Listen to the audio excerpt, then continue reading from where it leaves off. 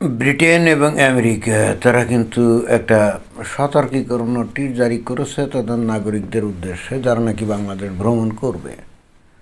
তো সতর্ক করেন সেই নোটিশটা কি? নোটিশটা হলো যে যারা নাকি বাংলাদেশে ভ্রমণ করবে আমেরিকা এবং এই যুক্তরাজ্যের নাগরিক, তারা যেন সতর্ক সাবধানে না থাকে এবং অত্যধিক প্রয়োজন না হলে বাংলাদেশ থেকে যেন চলে যায়।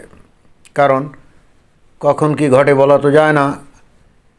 প্রশ্ন হচ্ছে যে আমেরিকা বা যুক্তরাজ্য এই দুই দেশই তাদের গোয়েন্দা নেটওয়ার্ক তো অত্যন্ত স্ট্রং, সুতরাং তারা তো আর অকারণে এই ধরনের সতর্কবাণী উচ্চারণ করেনি।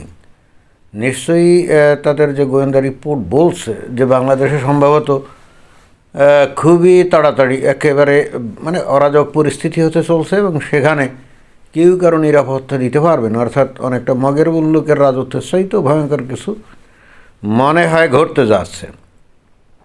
এই কারণে কথাটা বললাম। নর্মালি বাংলাদেশের পাবলিক কিন্তু বিদেশি সাদা চামড়ার লোক দেখলে তেমন কিছু বলে না, তাদেরকে সমান সমীহ করে।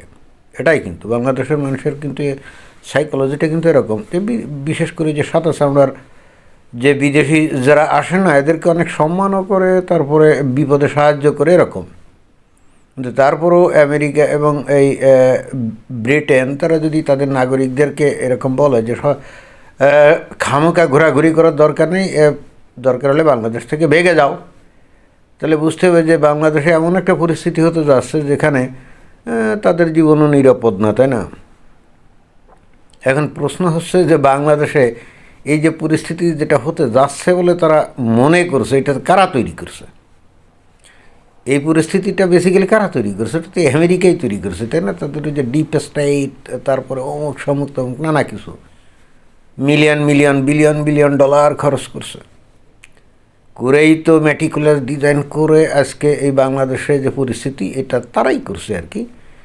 এবং তাদের নিজস্ব উদ্দেশ্য অনেক আছে আসলে। দুই একটা উদ্দেশ্য নিয়ে যে তারা এটা করছে তা কিন্তু না, অনেকগুলো উদ্দেশ্য নিয়েই বস্তুত তারা এই কাজটা করছে।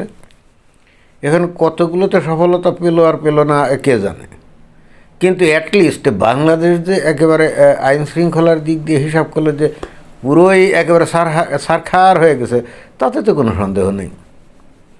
এখন নিজেরাই ভজকট লাগিয়ে নিজেরাই বিশৃঙ্খলা তৈরি করে আবার নিজেরাই তাদের নাগরিকদেরকে সরে যাওয়ার জন্য তারা বলছে, তার মানে তারা নিজেরাই স্বীকার করছে। বিষয়টা এরকম না, ইনডিরেক্টলি এটাই প্রমাণিত হয় না যে তারাই হলে নিজেরা স্বীকার করে নিয়েছে যে তারাই বস্তুত বাংলাদেশের এই হজবরলা পরিস্থিতি, অরাজকতা, নৈরাজ্যকর পরিস্থিতি তৈরি করছে, তাই না? তো বিষয়টা খেয়াল করতে হবে যে বাংলাদেশের থেকে এই যুক্তরাজ্য বলেন আর যুক্তরাষ্ট্র বলেন অনেক দূরে অবস্থিত, আর আমেরিকা বলেন আর যুক্তরাজ্য বলেন এদের কাছে বাংলাদেশ একটা গরিব ফকির মিসকিন কান্ট্রি ছাড়া আর কিছুই না।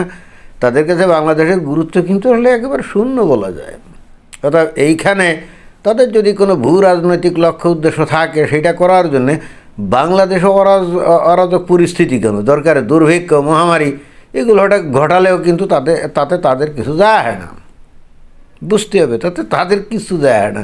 বাংলাদেশের মানুষ দুর্ভিক্ষ মহামারীতে হাজার হাজার লাখে লাখে যদি মারা যায় তাতেও তাদের কিছু যায় না। তখন হয়তো বড় জোর কিছু খাদ্য টাদ্য পাঠাবে, ওষুধ টষুধ পাঠাবে।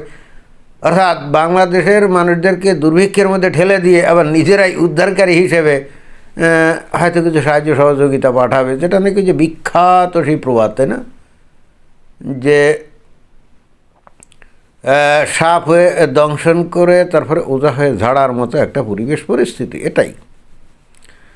তো যাই হোক, এখন বাংলাদেশে অন্তর্বর্তীকালীন সরকার আর কয়েকদিন পরে তো ইলেকশন টান করতে যাচ্ছে, যেটা বোঝা যাচ্ছে যে আমেরিকা ব্রিটেন এদের উদ্দেশ্য হলো বাংলাদেশে একটা ইসলামী শাসন কায়েম করা এবং এখানে তাদের ভূ রাজনৈতিক উদ্দেশ্যটা হলো এটাই যে ভারতকে অস্থির করবে তারা। কারণ ভারত তো ওই আমেরিকার কথাবার্তা শোনে না, তাই না? ঘাউড়ামি করে। তো ঠিক আছে, ঘাউড়ামি যদি বেশি করে তাহলে কী করতে হবে? ভারতের যে দুর্বলতা আছে, সেভেন সিস্টার্স, তারপরে বহু জাতি, বহু নৃতাত্ত্বিক ভাষার লোকজন, তাই না?